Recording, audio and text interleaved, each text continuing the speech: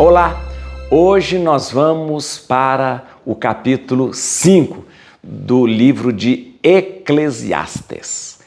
Como você sabe, Eclesiastes ou Coelet, da palavra Kohelet, em hebraico, que significa aquele que reúne a assembleia para pregar. No grego, deu a palavra Eclesiastes, que significa o pregador. Esse livro ele é atribuído a Salomão, mas claro que é só uma atribuição. Ele é do século III, antes de Cristo, e é interessante lembrar que é um livro que o autor escreve como se fosse Salomão fazendo uma autobiografia, ou então trazendo-nos as suas sabedorias. Muito bem, é um livro muito rico, muito interessante, é muito próximo, se você pensar, é muito próximo do Evangelho, dos livros que nós já lemos, era de 500 anos, 1000 anos antes de Cristo. Esse é bem próximo aí do cristianismo, praticamente, 300 anos, 400 anos não é muito tempo naquilo que a gente está falando. Então é um livro muito interessante que traz para a gente maneiras, sabedorias de como viver. Hoje a gente vai falar sobre a vaidade das riquezas. Aliás, até o capítulo 6 o assunto vai ser sempre dinheiro. O livro de Eclesiastes pega muito nessa questão do dinheiro, principalmente de como o dinheiro é vento, de como o dinheiro é passageiro, de como o dinheiro ele é fugaz, Tá bom? Vamos lá? Então dá um like no vídeo aqui, isso, dá um like, isso! Agora eu quero que você se inscreva no canal, muito obrigado por se inscrever. Você não se inscreveu ainda? Então é facinho, é só estar escrito em inscrever, inscreva-se. Se você já está inscrito ali, tá bom? Mas muito obrigado. E convide mais gente para fazer essa leitura com a gente, aprofundar na palavra de Deus, muito importante, tá bom? Bíblia na mão, Espírito Santo no coração, vamos lá. Olha que interessante esse capítulo 5, fala sobre a vaidade das riquezas. Não te apresses em abrir a boca, nem o teu coração não se apresse em proferir palavras diante de Deus, porque Deus está no céu e tu na terra.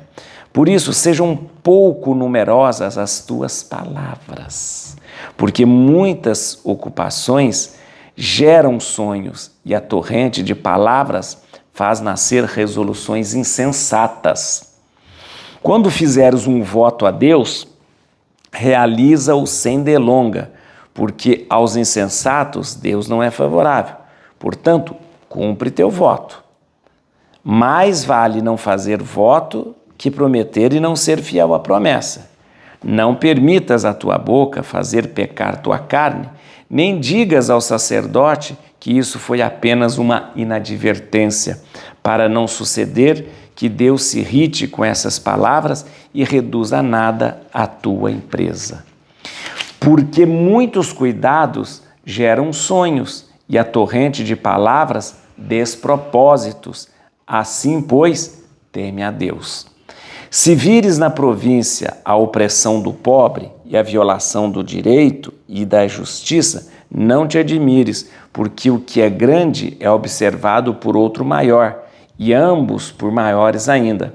Sob todos os pontos de vista, uma vantagem para uma nação é se o rei se ocupa com a terra cultivada. Agora começa a falar do dinheiro, e aí até o capítulo 6 vai falar sobre o dinheiro. Quem ama o dinheiro nunca se fartará.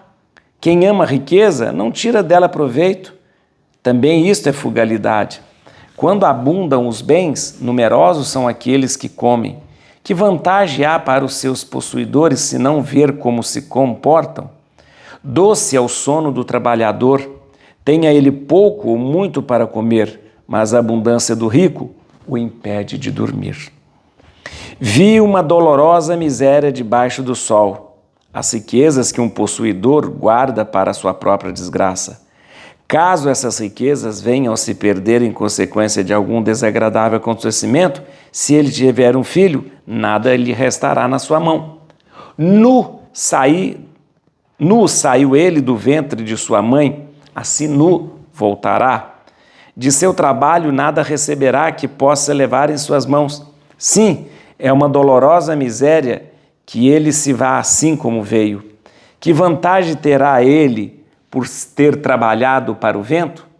Todos os seus dias foram consumidos numa sombria dor, em extrema amargura, no sofrimento e na irritação. Eis o que reconhecer ser bom, que é conveniente ao homem comer, beber, gozar de bem-estar em todo o trabalho ao qual ele se dedica debaixo do sol, durante todos os dias da sua vida, da vida que Deus lhe der. Esta é a sua parte. Se Deus dá ao homem bens e riquezas, e lhe concede delas comer e delas tomar sua parte e se alegrar no seu trabalho, isso é um dom de Deus. Ele não pensa no número dos dias de sua vida, quando Deus derrama em seu coração a alegria. Muito bem, é muito interessante que aqui a gente tem dois momentos importantes, quando começa a falar do dinheiro e antes, quando começa a falar de uma coisa muito importante. Primeiro, a questão das palavras e de repente de tanto falar e você prometer o que você não pode cumprir. A palavra aqui no Eclesiastes fala uma coisa que Jesus vai falar depois lá no Evangelho. Cuidado com as muitas palavras. Quando nós rezamos, nós não rezamos com muitas palavras, isso não importa. Jesus chama atenção para esse palavrório que nós temos quando nós rezamos. Não te apresse a abrir a boca, nem teu coração se apresse a proferir palavras diante de Deus, né? Ou seja, de repente a nossa oração, ela passa a ser um discurso e não uma oração. Falamos, mas o que aproveita daquilo que falamos é nada. Então, o Eclesiastes já fazia uma advertência sobre essa história de falar demais no momento de rezar. Mas chamava atenção para uma outra coisa. Quando a pessoa fala demais, ela acaba prometendo coisas que ela não pode cumprir.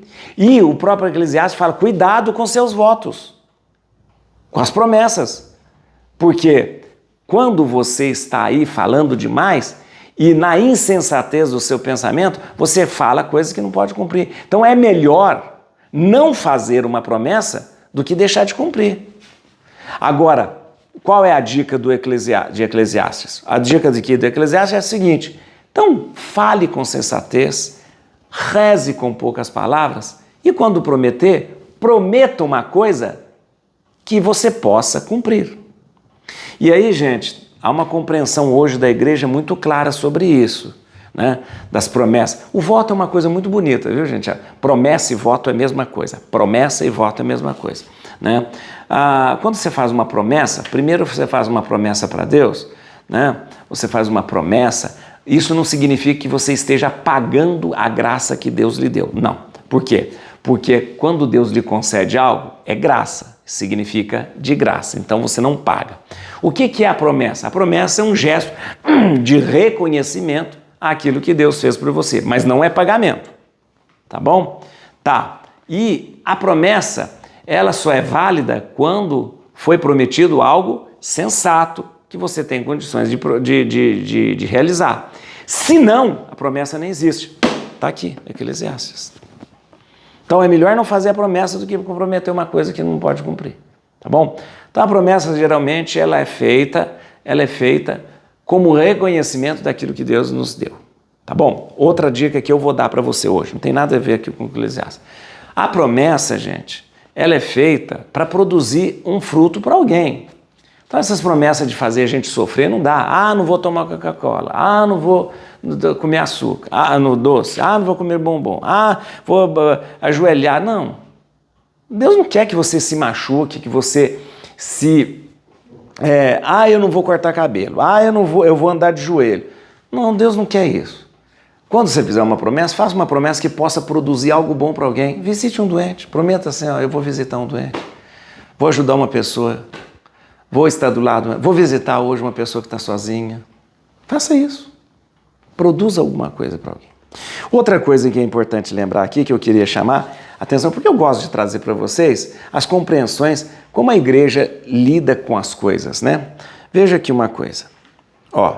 Não permitas, ainda falando sobre promessa, não permitas a tua boca fazer pecar a tua carne e nem digas ao sacerdote que isso foi apenas uma advertência, né?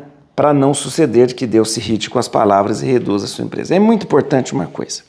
Vem aqui, deixa eu te dizer uma coisa aqui. Volte aqui. Não permitas a tua boca fazer pecar a tua carne, nem digas ao sacerdote que isso foi apenas uma inadvertência, para não suceder que Deus se irrite com essas palavras e reduza ao nada a tua empresa. Tá, presta atenção. Era diante do sacerdote que os fiéis, isso no Antigo Testamento, presta atenção, no Antigo Testamento, era diante do sacerdote que os fiéis se apresentavam para obter perdão de alguma falta cometida inadvertidamente. Então, o que dizia a lei? Uma falta cometida inadvertidamente, você deveria ir na frente do sacerdote e pedir perdão para que o sacerdote mediasse o perdão de Deus. O que a igreja faz hoje? O sacerdote, em nome de Cristo, ele está ali, ouvindo a falta e trazendo o perdão que vem de Deus. Uai, a Bíblia ensina a fazer isso, né? Agora, de onde está essa história que o pessoal inventou? Eu não confesso com o padre, eu confesso com Deus. Uai, mas é bíblico. E essas outras pensamentos que tem para ele, não precisa de padre, não precisa de homem para confessar. Mas é bíblico. A Bíblia não ensina. Por isso que eu falo aqui, gente. Se você quiser ver fidelidade à Bíblia, você vai ver na Igreja Católica. Aí sim, fidelidade à Bíblia mesmo, ao que a Bíblia diz, ao que a Bíblia fala, aí na igreja. É assim. Bom, só um parentezinho aí para você ver que era assim, né? Funcionava assim. Uma falta por inadvertência você tinha que se apresentar ao sacerdote e falar, eu pequei e tal. O sacerdote mediava o perdão que vem de Deus, tá bom? Aí tinha todas aquelas outras coisas que nós já fizemos, falamos com você. Tinha o sacrifício de penitência, sabe, lembra? Os sacrifícios que poderiam ser apresentados. Tinha tudo aquilo, né, que nós já estudamos.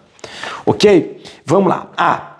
Para a gente entender mais. A partir do versículo 9, começa a falar da questão da fugacidade do dinheiro, da vaidade do dinheiro, como o dinheiro é vazio, como o dinheiro é vão, né?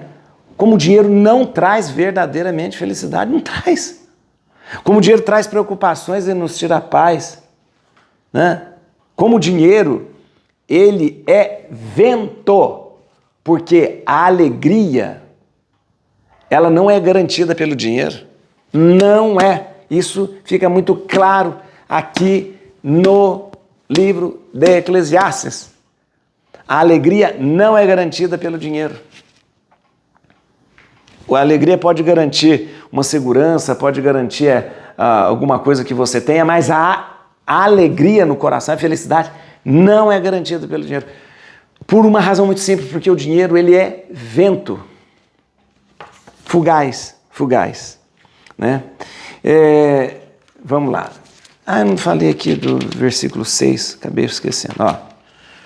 Versículo 6. Porque muitos cuidados geram sonhos, e a torrente de palavras despropósito. Assim, pois, teme a Deus. Assim, pois, teme a Deus. É importante lembrar aqui que é o temor de Deus. O que é temor de Deus? O temor de Deus é obediência. Atenção, temor não significa medo. Temor significa obediência.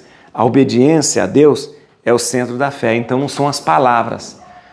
Cuidado com as muitas palavras. Cuidado com as muitas palavras. O que importa não são as palavras. O que importa é obedecer. Escutou? O que importa não são as palavras que você fica falando para Deus. O que importa é obedecê-lo. Isso sim. Tá bom? Vamos lá. Só também para a gente entender aqui, Se vires na província a opressão do pobre e a violação do direito do juízo, não te admires, porque o que é grande é observado por outro maior e ambos por maiores ainda. Se vires na província, que província é essa? Província, no século III, isso aí na época que foi escrito o livro de Eclesiastes, no século III, a Judéia, aquela região, era uma província administrada pelos Ptolomeus. Olha que interessante, isso na história, né? Então você veja uma coisa, né? Ele fala, se vires na província a pressão acontecendo, não te admires. Alguém maior está vendo, alguém maior está vendo, alguém maior está vendo. Né? Mas a província, só para você entender que a Judéia era uma mera província. Tá, quando começa a falar aqui no versículo 9, como eu disse para você, o assunto começa a ser dinheiro. E vai até o capítulo 6 só falando de dinheiro. Mas o assunto é dinheiro aqui, sabe como? Trazendo o dinheiro como aquele que não garante a felicidade, porque ele é fugaz, ele é vento, ele é passageiro. Pois bem, o que nos traz felicidade? Versículo 11, olha que interessante aqui. Doce é o sono do trabalhador. Tenha ele pouco ou muito para comer, mas a abundância do rico o impede de dormir. Então, isso aqui é muito interessante. Isso é muito interessante. O que faz a pessoa ser feliz? A pessoa faz ser feliz não é porque ela tem dinheiro, mas por que ela dorme tranquilo? Porque ela tem do seu pouco, daquilo que Deus lhe deu, a alegria. Aqui tem uma coisa muito interessante. Existe uma fábula chamada O Sapateiro e o Ricaço. Acho que depois La Fontaine escreveu. La Fontaine é bem de 1700. Né? O Sapateiro e o Ricaço, que é uma fábula que foi... Cada povo pega essa fábula de um jeito, que é muito interessante. Rapidinho eu vou contar a fábula do sapateiro e do ricaço. Diz que tinha um sapateiro que tinha muitos filhos, pobrezinho, ele e a mulher dele. E o sapateiro trabalhava o dia todo, a mulher, com um pouquinho do dinheiro que o sapateiro recebia, fazia aquela comida para os filhos, e à noite, quando o sapateiro terminava o seu trabalho, ele juntava com os filhos, comendo aquela comida que a mulher tinha feito, bem simples, e depois de comer, ele pegava a violinha e tocava a violinha dele e se ouvia de longe o grito, o gargalhar das crianças, o canto de toda a família feliz, que depois de cantar, se fartar daquela pequena comida, iam dormir tranquilos. Na frente do sapateiro morava um ricaço, que ficava incomodado. Primeiro, por ver tanta alegria. Segundo, por ver aquele homem tão pobre. E ele disse, tenho pena desse sapateiro. Como pode ser tão pobre com tantos filhos? Vou enviar-lhes um pouco de dinheiro. E mandou para o sapateiro um saco de dinheiro.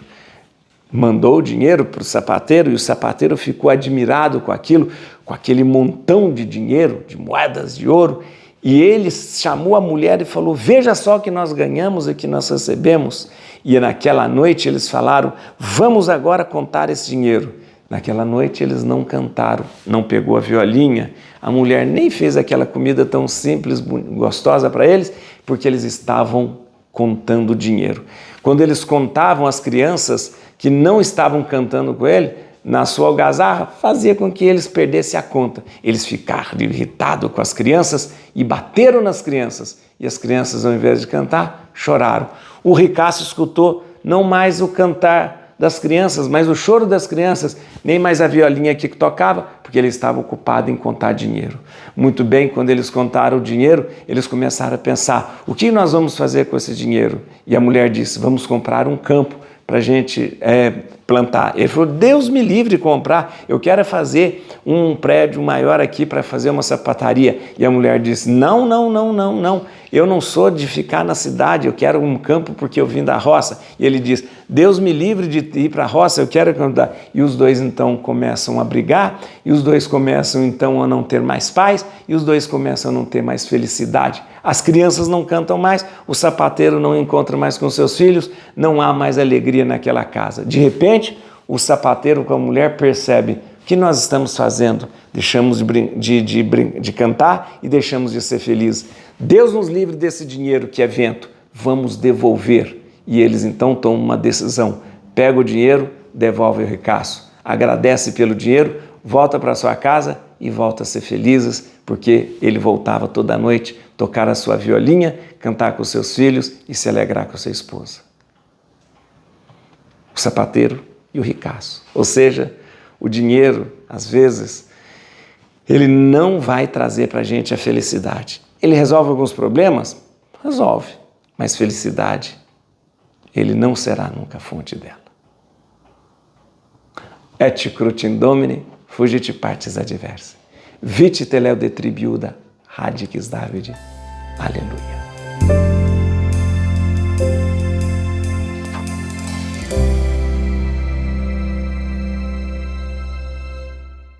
Esse aqui é o meu livro, Feliz Natal com Jesus.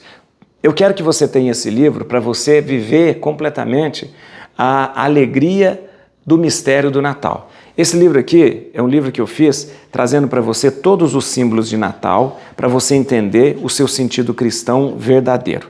Também nesse livro aqui eu coloquei para você as antífonas do Ó, que é uma das teologias mais bonitas sobre o nascimento de Jesus, a encarnação do Filho de Deus. Aqui nesse livro eu tenho a novena de Natal para você fazer a novena de Natal, com a sua família, com seus amigos, e aqui algo muito importante. A bênção da ceia na véspera de Natal, quando você estiver reunido com a sua família na ceia de Natal, fazer a bênção da ceia e depois uma oração especial para você e sua família fazer diante do presépio. Eu quero que você tenha esse livro para você viver verdadeiramente o espírito do Natal cristão na sua casa e na sua família. Olha, você pode adquirir esse livro entrando no meu site www.padjuarez.com.br ou nas minhas redes sociais, Instagram, Facebook. Você pode ver aqui o link para fazer a compra na descrição ou então aqui nos comentários.